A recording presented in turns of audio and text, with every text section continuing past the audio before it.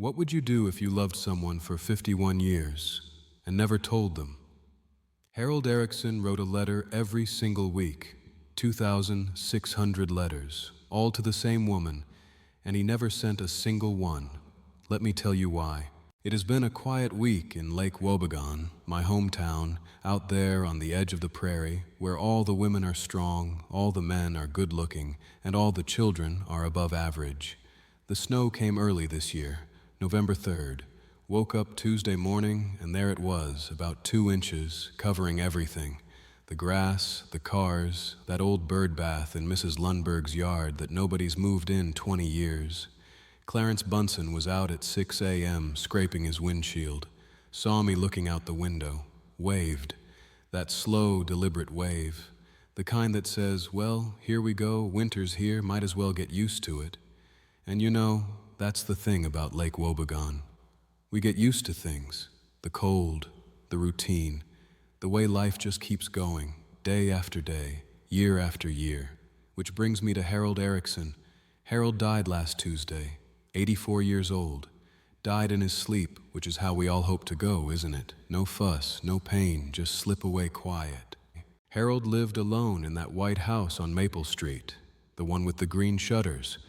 Been there his whole life, grew up in that house, never married, worked at the grain elevator for 42 years, retired in 1985, lived another 39 years after that, quiet man, polite, always said hello, paid his bills on time, shoveled his walk, went to church every Sunday, sat in the same pew, 5th row, left side, the kind of man you don't really notice until he's gone. And then, well, then you notice. Because when they went to clean out Harold's house, his nephew Tom drove up from Minneapolis to handle it. They found something. In the upstairs bedroom, in the desk by the window, a stack of letters, 2,600 letters, all addressed to the same person, all unopened, unsent, tied in bundles with string, dated every single week from January 1973 to November 2024, 51 years. Every Sunday evening, Harold Erickson sat at that desk and wrote a letter to a woman named Catherine Mills, and he never sent a single one. Now let me tell you about Catherine and about Harold and about what those letters said.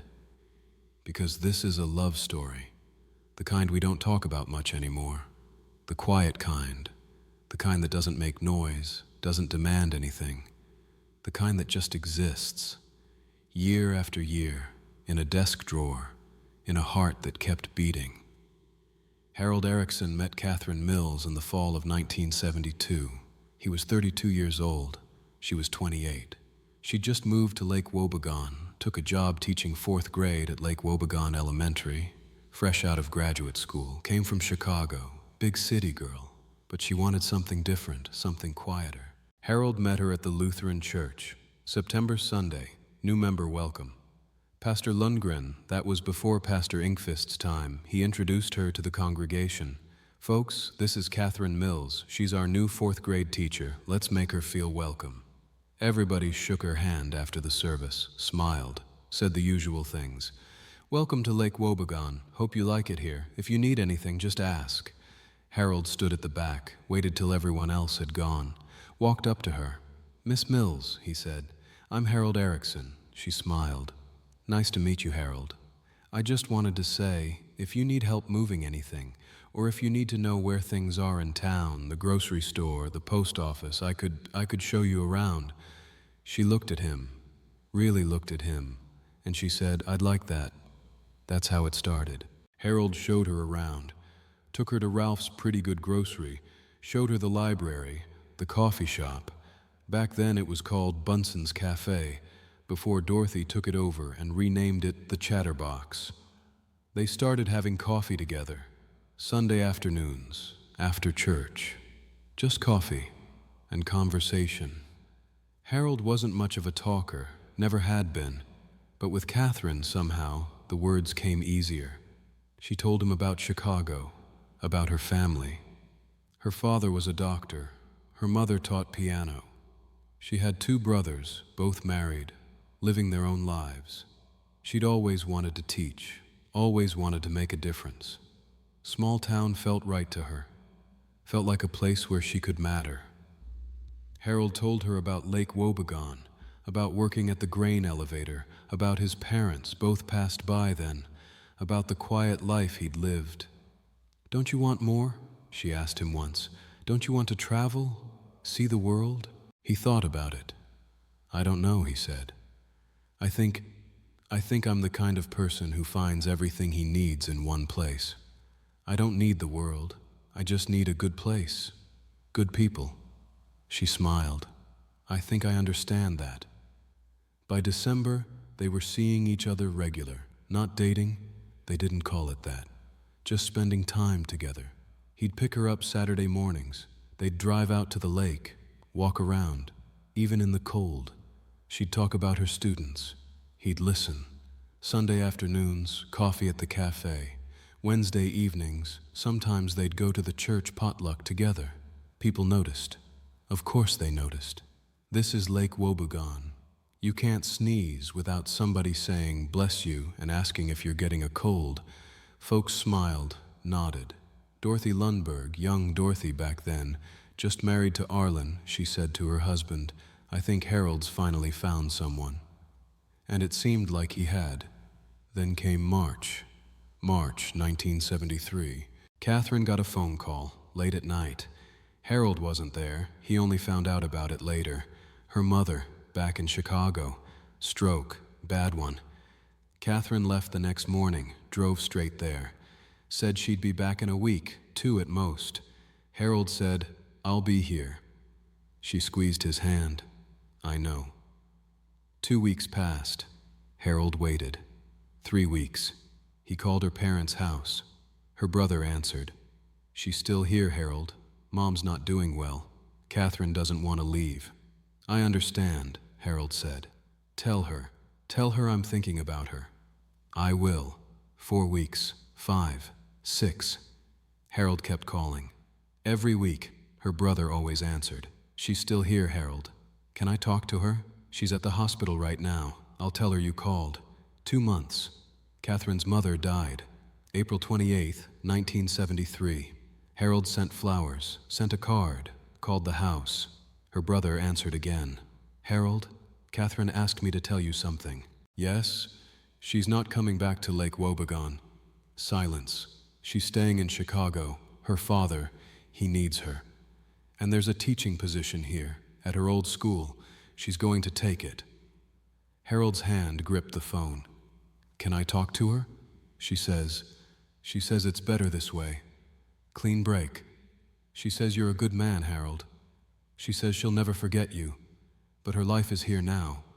I see. I'm sorry, Harold. Thank you for telling me." He hung up the phone, stood there in his kitchen, didn't move for a long time. That Sunday, he sat down at his desk, took out a piece of paper, a pen, and he wrote, "Dear Catherine, I heard you're not coming back. I understand. Family comes first. Your father needs you. I just wanted you to know, these past few months with you were the happiest of my life. I know that might sound like too much, like I'm putting pressure on you. I don't mean to. I just wanted to say it. Once, you made me feel like I mattered, like I wasn't just existing, like I was living. I hope Chicago is good to you. I hope you find everything you're looking for. I'll be here, in Lake Wobegon, thinking about you, hoping you're happy. Yours, Harold."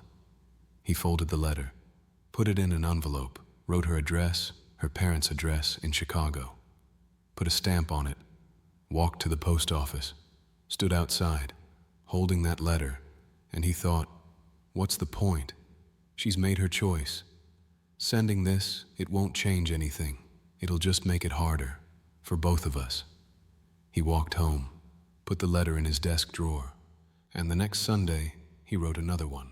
Every Sunday, for 51 years, Harold Erickson sat at that desk, and he wrote to Catherine.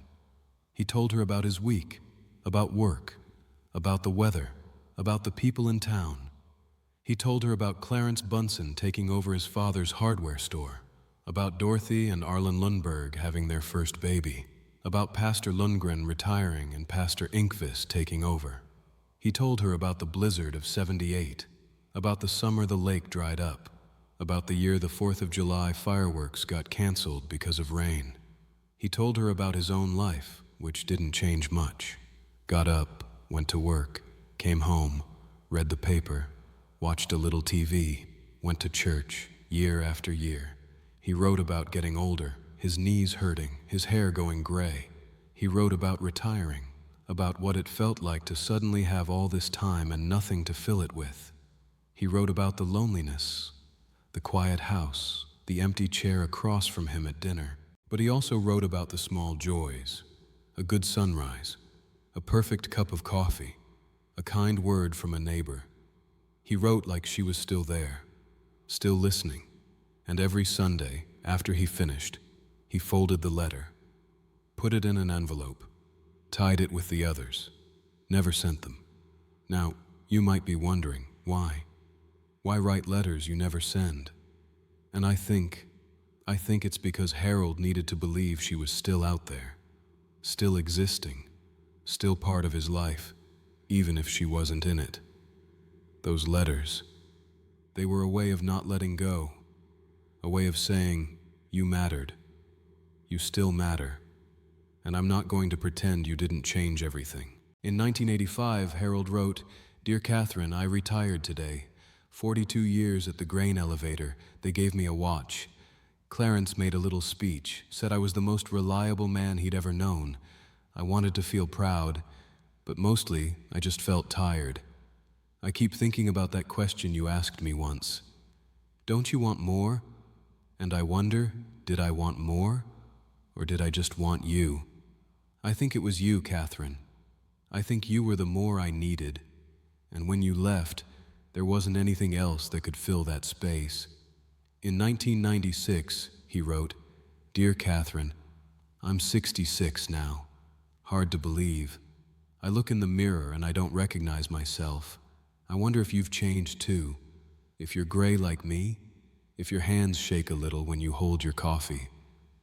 I wonder if you ever think about me. I wonder if you're happy. I hope you are." In 2008, he wrote, "Dear Catherine, I saw a woman at the grocery store today. From behind, she looked like you. Same hair, same way of standing. I almost called out your name, but then she turned around, and of course it wasn't you. It's never you. But I keep looking anyway." In 2019, he wrote, "Dear Catherine, I'm 89 now. My nephew Tom says I should move to a nursing home. Says it's not safe for me to live alone. But I can't leave this house, because this is where you are, in the walls, in the floors, in the chair where you used to sit. If I leave, I lose you all over again. So I'm staying." Now here's the thing.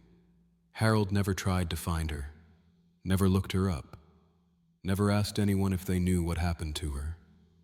He could have. It's a small world. People talk. But he didn't. Because I think he knew. He knew that if he found out she was married, happy, living a full life without him, it would break something.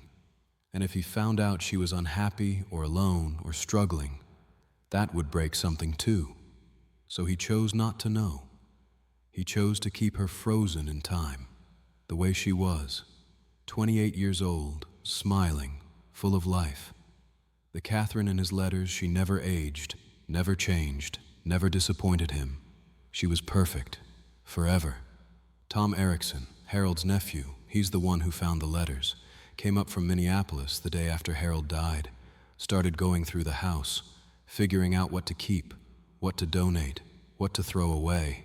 And he opened that desk drawer, saw the bundles, hundreds of them, started reading, sat there for 3 hours, reading letter after letter, and when he finished, he cried, called his wife, said, "I never knew, all these years. Uncle Harold, he was in love, his whole life, and nobody knew." Tom did something then, something Harold never did. He looked up Catherine Mills, took about 20 minutes, Google, Facebook, public records, and he found her, Catherine Mills, 80 years old, living in Evanston, Illinois, just outside Chicago, widowed, Husband died in 2015. 2 children, 4 grandchildren, retired teacher, 43 years in the Chicago public school system. Tom sat there, looking at her picture online, trying to decide, should he contact her, tell her about the letters, or should he just let it be? He called his wife again, asked her what to do. She said, "If it was me, I'd want to know." So Tom sent an email. "Dear Mrs. Mills, you don't know me. My name is Tom Erickson. My uncle was Harold Erickson. He lived in Lake Wobegon, Minnesota. He passed away last week. I'm writing because I found something. Letters. Over 2,000 letters. All written to you. Over the course of 51 years, he never sent them. I don't know if you remember him. It was a long time ago. But I thought you should know. If you'd like, I can send you the letters. Or if you'd prefer, I can destroy them.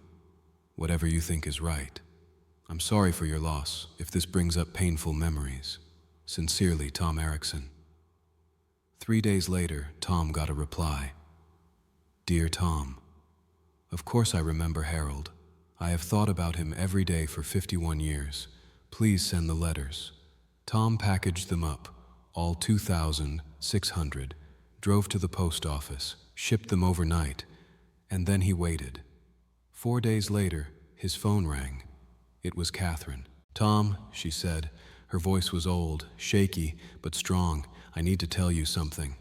"Yes?" "I wrote to Harold, too. Silence, every week, for 51 years. I never sent them either." Tom didn't say anything. Couldn't. "I loved him," Catherine said. "I loved him the day I left. I loved him the day I married someone else. I loved him the day my husband died. I love him now." "Then why?" "Because I made a choice. My father needed me. My family needed me. And I couldn't ask Harold to wait. I couldn't ask him to give up his life for me. So I let him go. I thought it was kinder that way. But you never stopped thinking about him." "No, never."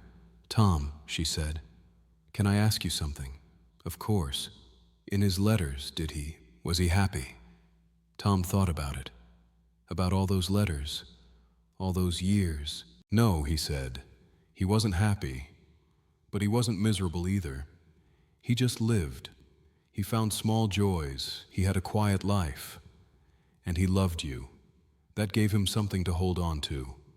Catherine was quiet for a long time.